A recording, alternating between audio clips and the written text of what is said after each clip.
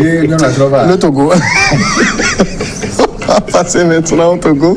La Cour constitutionnelle qui a rejeté le recours en invalidation de Jean-Pierre Fabre contre Faure Gnassingbé. Le recours donc introduit par Jean-Pierre Fabre est rejeté par la Cour constitutionnelle. Monsieur Fabre contestait la procédure ayant conduit à l'adoption de l'article 158 de la Constitution dont les dispositions effacent les mandats déjà en cours et ceux écoulés aux articles et ceux visés aux articles 52 59 de la Constitution. Ce faisant, l'ex-chef de file de l'opposition conteste la nouvelle candidature de Faure Gnassingbé. Les juges de la Cour ont évoqué 4 motifs. Le premier, l'institution indique que la démarche de Jean-Pierre Fabre est dirigée contre une décision insusceptible de recours. Le second, sur la question de l'annulation de l'article 158, alinéa nouveau de la Constitution, la Cour affirme qu'elle n'a pas compétence pour annuler une loi promulguée, en l'espèce une loi constitutionnelle. En troisième lieu, les juges de la Cour constitutionnelle estiment que la procédure de révision constitutionnelle, telle que prescrite par l'article 144 de la Constitution, est respectée. Et en dernier lieu, la Cour révèle que M. Fabre ne conteste pas les opérations électorales, droit que lui confère l'article 144 du Code électoral. Quand on suit les motivations, Marc Aboufan, de la Cour, c'est le droit qui est dit? Oui, bien évidemment. En tout cas, la Cour a donné ses arguments dans un délai quand même assez raisonnable par rapport au délai légal que leur accordaient les pièces, je pense. Il est expéditif selon certains. Non, il n'y a pas grand-chose à étudier. Vous savez, quand Jean-Pierre Fabre a déposé ce recours-là devant la Cour, j'avais, après avoir lu la requête, dit qu'au-delà du fait qu'on était tous certains de l'issue probable de cette requête-là, il y avait un certain argumentaire au fond qui avait le mérite de soulever des débats et qu'on allait attendre la Cour dans les arguments qu'elle allait justement fonder pour soit valider ou invalider cette requête. Et quand vous lisez la décision de la Cour, je pense que c'est une décision bien argumentée. Si Jean-Pierre Fabre voulait justement sur cette loi constitutionnelle-là porter un recours, il aurait pu exercer, ou en tout cas faire exercer ceux qui ont le droit dès que la loi a été adoptée, donc ne pas attendre que cette loi soit promulguée.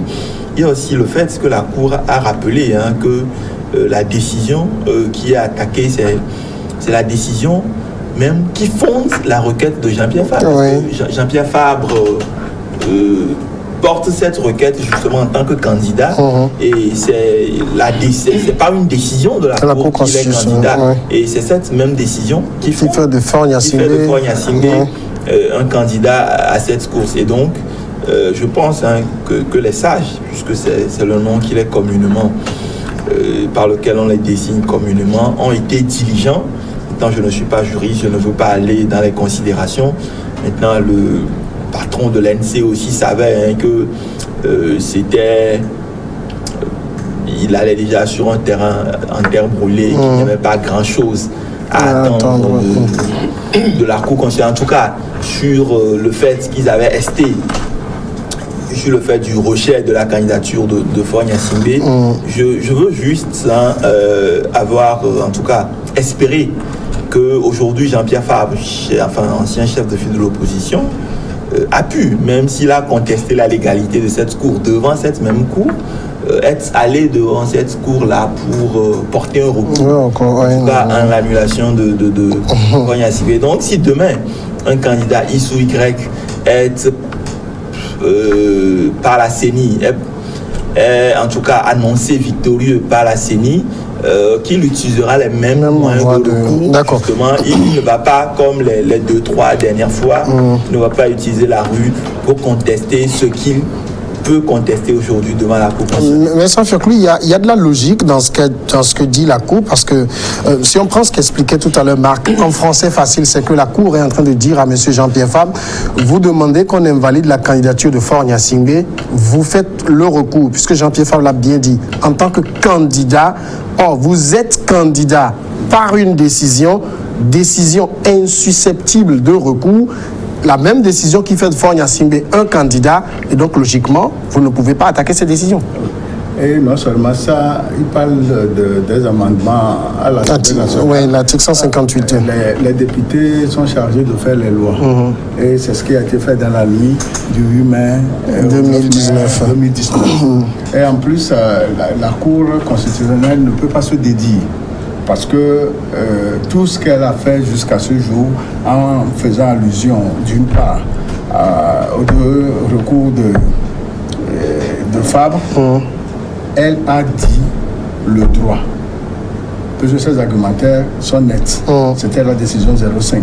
C'est très net. Quand tu fais lecture de cette décision, la Cour a dit le droit. Même lecture, David Djagwavi? Oui, dans une certaine mesure, oui. Ça fait partie des prérogatives de la Cour constitutionnelle. Lorsque cette Cour est saisie par un candidat ou alors une formation politique dans le cadre du processus électoral, il est fait mention à la Cour constitutionnelle d'apporter des réponses à cette saisine-là. C'est ce qu'elle a fait.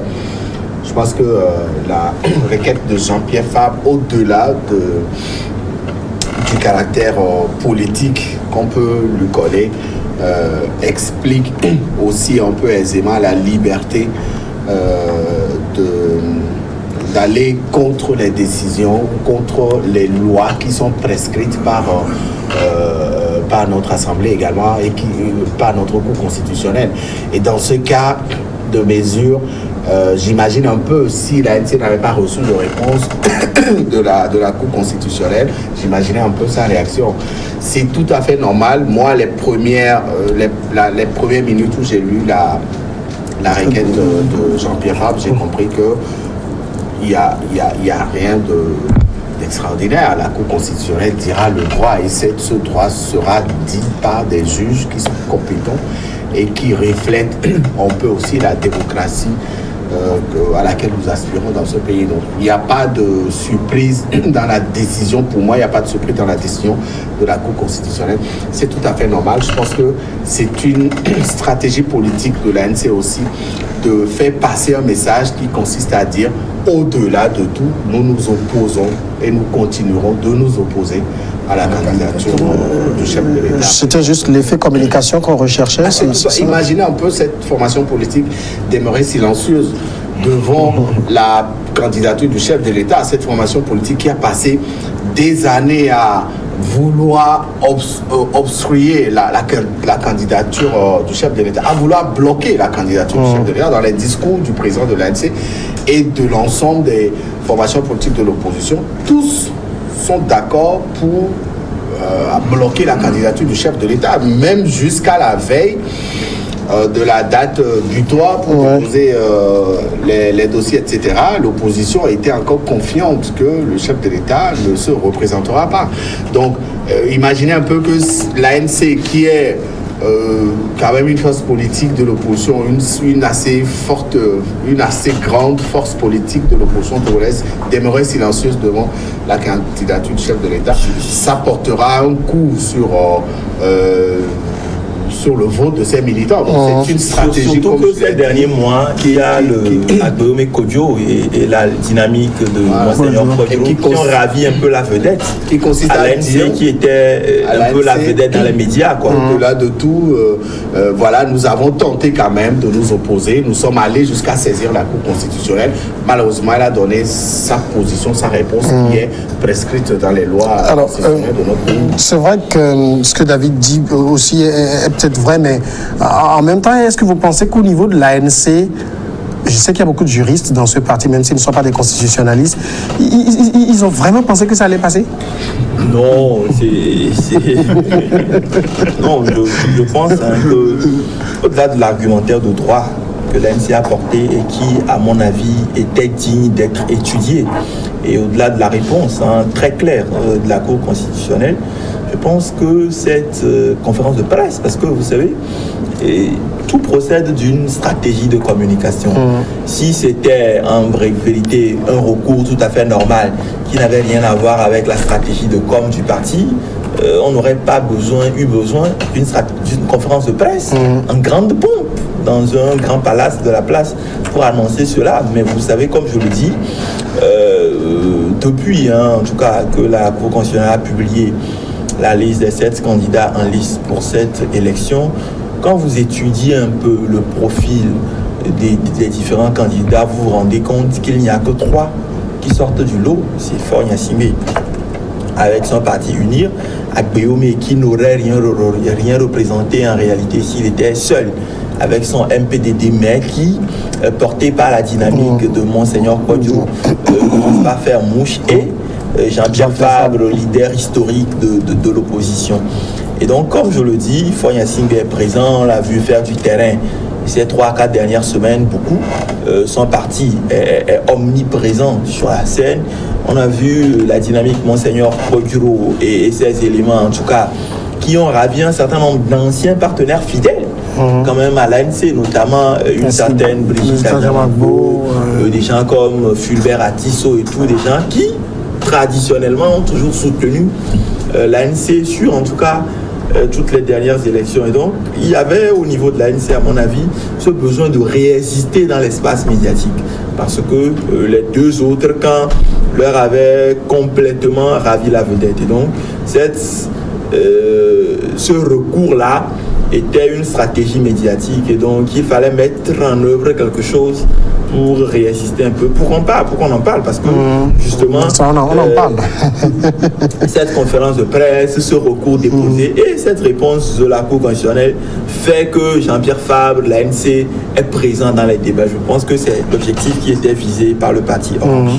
Vous pensez qu'au niveau de l'ANC, parce que depuis que la Cour a rendu sa décision hier, le parti n'a pas, peut-être c'est moi qui n'ai pas, en tout cas j'ai parcouru la plupart des sites d'information aujourd'hui, le parti n'a pas encore réagi, c'est-à-dire on encaisse le coup? Oui, mais l'ANC ne peut pas réagir parce que la décision, toute décision de la Cour constitutionnelle n'est susceptible d'aucun recours. Donc, le vin est tiré. Oui, mais au moins réagir en conférence de presse, tirer à boulet rouge sur la Cour constitutionnelle. Il a réagi, hein. Il a dit qu'ils ont vu des constitutionnalistes et que, bon... Mon drôle de constitutionnaliste, alors. Oui, enfin, Dupuis a réagi qu'ils ont vu, qu'avant de faire même le recours, qu'ils ont vu des constitutionnalistes. Non, je pense que c'est aujourd'hui, hein, ou c'était hier. En tout cas, j'ai lu quelque chose comme ça. Dupuis a réagi pour dire que, avant de faire le recours devant la Cour constitutionnelle, ils ont vu des constitutionnels européens, des constitutionnels africains. Et si la Cour et des avocats togolais avant de faire ce recours, et donc si la Cour constitutionnelle togolaise ne reconnaît pas, en tout cas, ou ne donne pas droit, n'arrive pas à avoir le droit dans leur recours, c'est justement parce que cette Cour est taillée sur mesure et on a une idée déjà de ce que la Cour va donner comme résultat. Mais bon, de toute façon, nous sommes au-delà, nous savons déjà, vous savez, l'ANC nous a habitués déjà à ces réactions. Ces réactions ne sortent pas du canevas qu'ils ont tracé. C'est la dénégation totale de tout ce que fait le gouvernement. C'est le refus, l'opposition systématique. Alors que... C'est pas un peu à raison aussi? Est-ce que les postures d'opposition systématique dans un siècle comme le nôtre, qui est un siècle de lumière, sont des postures acceptables pour un grand parti comme l'ANC? Parce que quoi qu'on dise, l'ANC, même si elle a perdu beaucoup de plumes, reste quand même... reste le principal parti d'opposition. En tout cas, on regarde les dernières élections. Là a fait aussi, est en partie responsable de cette plume que perd l'ANC, parce que les Togolais, on n'est plus au siècle où c'est le leader du parti qui est le plus éclairé, mais avec les médias sociaux et tout, chaque Togolais, chaque individu peut voir qui est dans le vrai. D'accord, mais sans faire clou, oui. L'ANC n'a jamais reconnu que le gouvernement actuel a une fois fait quelque chose de bon. C'est un parti d'opposition. C'est un parti d'opposition. Il s'oppose donc. Il s'oppose à chaque fois au gouvernement, que ce soit bon. Même quand ils étaient à l'Assemblée nationale, ils y étaient pendant 2 mandats. Ils n'ont jamais fait un projet de loi. Une proposition de loi, Une proposition de loi. Et en plus, l'ANC, depuis qu'elle n'a pas participé aux législatives, ses propres militants sont contre eux. Ah bon? Oui, oui. Et d'après les informations de l'opposition, beaucoup disent que peut-être pour cette élection présidentielle, ils ne participeront pas. Alors, enfin, ça rime à quoi de mettre beaucoup d'énergie à faire quelque chose qu'on sait que ça ne va pas prospérer? Non, mais c'est une stratégie politique. C'est tout à fait normal. Bon, si c'est juste pour les effets de la com, tout le monde a compris. Moi j'ai vu les réactions au moment de l'annonce de ce recours, j'ai vu les réactions. Nous avions compris. Nous ne sommes pas militants, nous ne sommes pas sympathisants de l'ANC. Mais la base de l'ANC, les militants, ceux qui composent les piliers sur lesquels repose aujourd'hui cette formation politique, ont besoin d'écouter leur patron, ont besoin de connaître la position de leur patron face à la candidature du chef de l'État, puisque cette formation, l'ANC a toujours dit non au prochain mandat du chef de l'État. Et donc, si les militants n'ont pas un retour de leur patron, c'est à croire que l'ANC s'est accommodé ou s'est associé pour soutenir ou pour aller aux élections avec la candidature du chef de l'État malgré leur opposition. Donc c'est une façon de sortir du silence, parce que pendant un moment il faut quand même reconnaître que l'ANC est rentrée dans un silence depuis un certain moment. L'ANC a disparu un tout petit peu de la scène politique, et donc cette formation a besoin de revigorer ses militants à travers ses sorties. Donc sachant que la décision de la Cour constitutionnelle ne leur sera pas favorable, ils sont dans l'obligation de manifester leur opposition et de continuer de manifester leur opposition à la candidature du chef de l'État. Malheureusement pour eux, le Togo a ses lois, et aujourd'hui les décisions de la Cour constitutionnelle sont, comme ils le disent, inattaquables. C'est-à-dire c'est sans recours. Lorsqu'on vous dit oui, c'est oui. Lorsqu'on vous dit non, c'est non. Ça veut dire qu'aujourd'hui on aura 6 candidats, c'est ça? 7 candidats à la prochaine présidentielle qui sont retenus, dont les dossiers sont validés par la Cour constitutionnelle. Ça veut dire que jusqu'à ce que peut-être un candidat peut désister ou peut se retirer. Si un candidat se retire aujourd'hui, il sera bel et bien présent sur le bulletin de vote. Le bulletin de vote est imprimé. Non, je sais pas. Même si un candidat se retire aujourd'hui, il sera bel et bien sur le bulletin de vote. Parce qu'une fois que la décision de la Cour constitutionnelle constate que tel nombre de personnes sont candidats, les gens peuvent désister en faveur d'autres, ils seront quand même présents sur le bulletin. Alors, en même temps, vous avez dit que Éric Dupuis a dit qu'ils ont consulté des constitutionnalistes européens, africains, des avocats togolais, avant... je n'ai pas dit ça. Avant d'introduire ce recours. Moi, j'ai lu la nouvelle constitution et je sais, par exemple, qui peut saisir la Cour constitutionnelle. Les personnes là ont été bien listées. En matière électorale, un candidat peut la saisir, mais uniquement sur des contentieux liés aux opérations électorales. Alors, quand on a consulté tout ce parterre de constitutionnalistes et qu'on n'a pas pu voir ça, est-ce qu'il n'y a pas un problème? Non, l'ANC a sûrement vu ça. Et c'est pour ça que déjà en haut de la saisine, vous voyez que Jean-Pierre Fabre se met candidat. Oui, bien sûr. Il précise qu'il est candidat. Parce qu'autrement, la Cour constitutionnelle n'aurait même pas étudié le dossier. Bien sûr.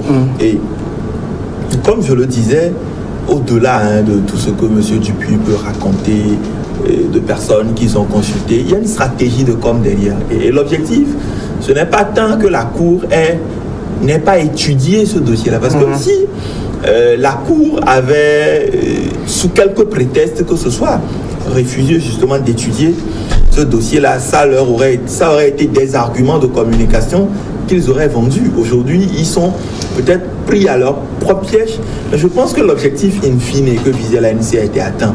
C'est de sortir de ce blackout médiatique-là. Parce que l'ANC, on ne la voit pas sur le terrain. On ne voit pas l'ANC à la conquête de l'électorat, comme on dit. L'ANC n'est pas, en tout cas moi je n'ai pas encore vu l'ANC après campagne. Même la dynamique de Monseigneur Kodjo, je ne les ai pas encore vus en pré-campagne. Même les... Guillaume a fait quelques marchés. Et là encore, quel marché? C'est la bonne question. Quel marché? Si c'est de petits marchés de quartier. Il y a des Togolais là-bas.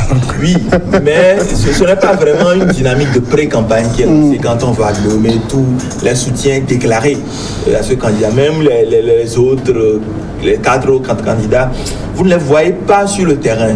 Tous se contentent aujourd'hui de la présence médiatique. C'est une campagne d'abord médiatique pour eux. Et donc pour ça, il faut exister dans l'espace médiatique. Et à un moment donné, moi j'ai cru comprendre que l'ANC n'existait pas. Vous parcourez, vous faites la revue de presse, rien sur l'ANC. Et il était temps de mettre fin à ça. Au moins aujourd'hui l'ANC existe, on en parle. Et ça, je pense que c'est le but qui était principalement visé par l'ANC. Le temps aussi de rôder leur machine de campagne. Parce que je sais qu'ils s'apprêtent aujourd'hui à investir. Ils vont démarrer, on va pas rentrer en pré-campagne, mais ils vont démarrer la campagne. En même temps, la campagne. C'est un temps de répit que s'offre le parti Orange pour se préparer à la campagne électorale. Oui. Même s'il faut faire un recours en arrière, il faut reconnaître que l'ANC est la première force de l'opposition. Et les élections municipales du 30 juin et du 15 août dernier l'ont démontré. Par contre, l'équipe du Monseigneur Podro et M. Agbeyome, Mme Adiamago, Fulbert Atisso, quand on parle d'élections, c'est un problème de militants. Ce sont les militants qui votent.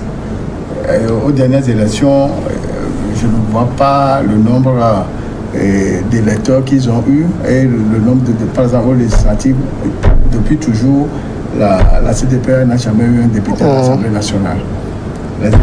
Au niveau de MPVD, lui-même, au niveau de Fulbert Atisso, tous ceux-là, à mon point de vue, n'ont pas de militants conséquents pour parler de l'envergure électorale.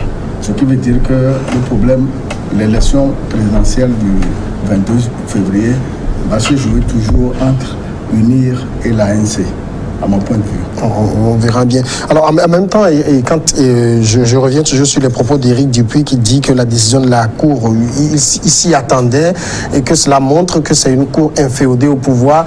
Est-ce que la conséquence logique n'aurait pas été de dire simplement on sort de cette farce? Non, l'ANC est dans l'obligation de rester dans le train électoral surtout.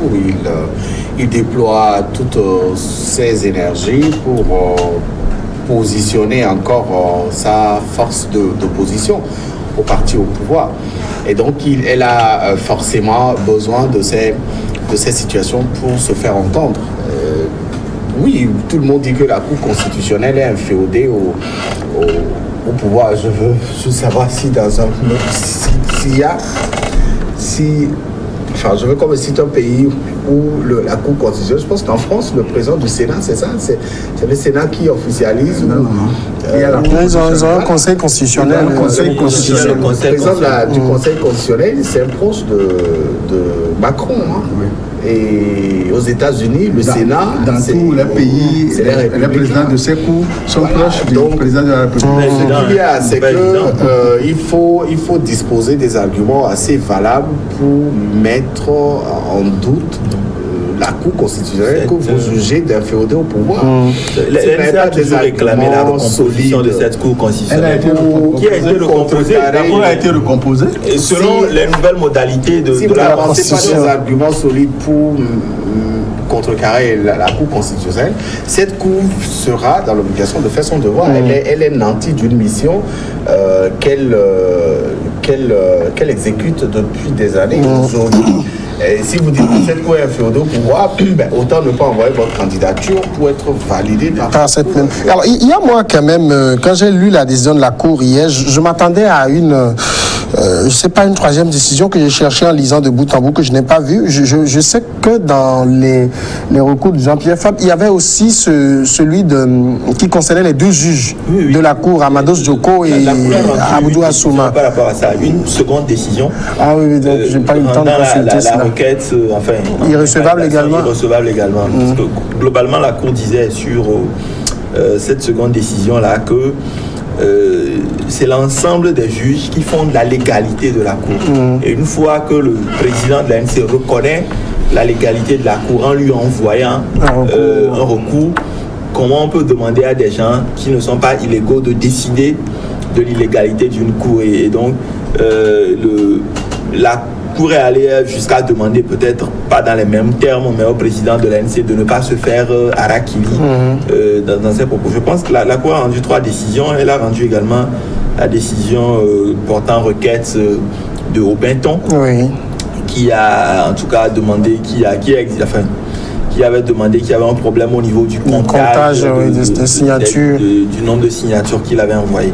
Je pense que la Cour constitutionnelle a été, malgré tout ce qui a été dit, recomposée, parce que cette Cour aurait pu ne pas être recomposée, parce qu'il y avait une Cour qui avait mandat en cours. Heureusement ou malheureusement, c'est selon le camp où on se place, beaucoup des juges de l'ancienne Cour sont toujours en fonction.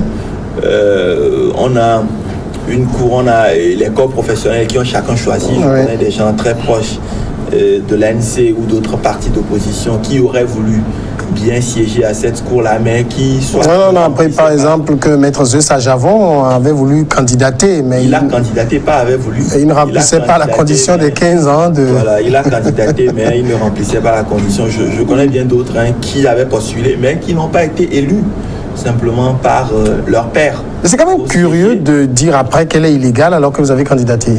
C'est ça aussi l'inconstance et l'inconséquence permanente des acteurs politiques togolais que je ne cesse de dénoncer.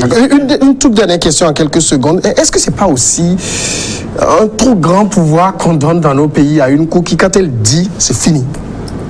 Non, mais c'est comme ça. C'est comme ça partout. C'est comme ça partout. Par là,